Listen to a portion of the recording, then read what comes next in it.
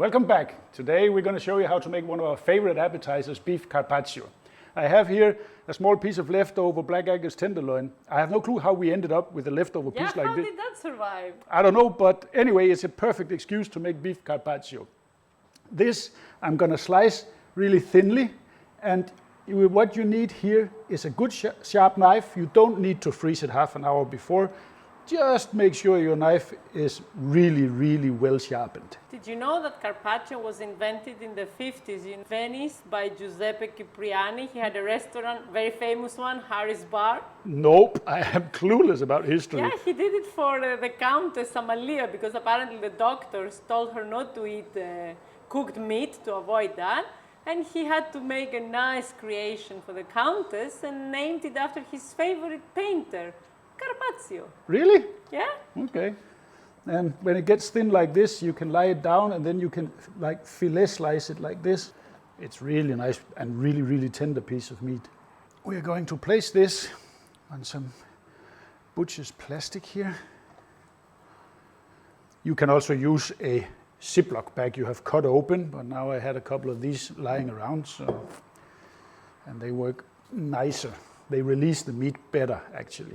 We want to cover this up with a second piece of plastic, and then we're going to pound it out with a meat mallet. You can use a small casserole if you don't have one of these. Bang it out till it's really, really paper thin. There we go. Carefully remove this, and then we're going to arrange this nicely on our serving plate here. Wow, that looks beautiful. Yeah, very appetizing. It is truly one of my favorites. Like this.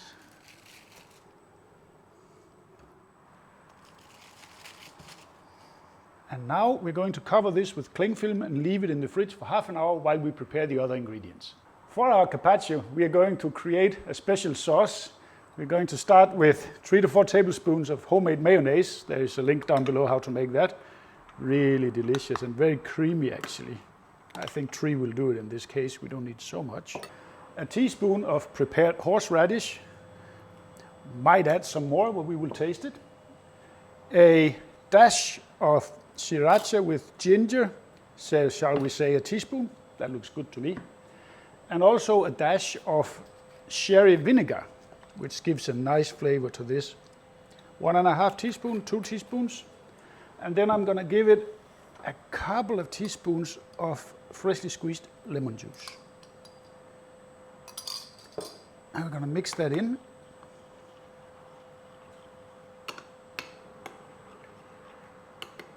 That looks perfect to me. Let me give that a taster here. That's perfect. Excellent. In our carpaccio, we are going to add some pine seeds because we like that very much. I'm going to roast them here on a small pan at medium-low. Be careful, they burn quite easy. You want to roast these until they are nice and golden brown. Time to plate it up. First, we're going to drizzle over some freshly squeezed lemon juice. Don't put too much, just a little bit. So give it a little bit of curing. Then we're going to add a drizzle of very good extra virgin olive oil. Tastes excellent. Like this. And then a little bit of freshly cracked pepper. Again, not too much. Then we have some roasted pine seeds. We're going to give it a little bit here. It already looks beautiful. I'm an artist. You're a painter, like Carpaccio. Something like that. Carpaccio. Yeah. And then our nice special sauce we made, we're going to give it a few dollops here. Not too big, because this has a lot of flavor. Let's give it, say, 4 like this maybe. And then some shaved Parmesan Reggiano actually, to make it look good, and that tastes excellent. And then we're going to give it some fresh basil leaves. You could use rocket or rucola, or whatever you call it, but we just find that it's so overpowering that you won't taste the meat, so I prefer it with basil. It gives a much more aromatic feel to it.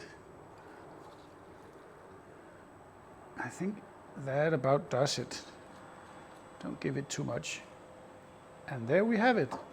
Beautiful. Can we taste it now? Yes, we can, absolutely. Thank you. Beautiful plate of carpaccio. Well, dig in. Oh yes. Wow. A piece here with some cheese. It has to have a bit of everything. No, exactly.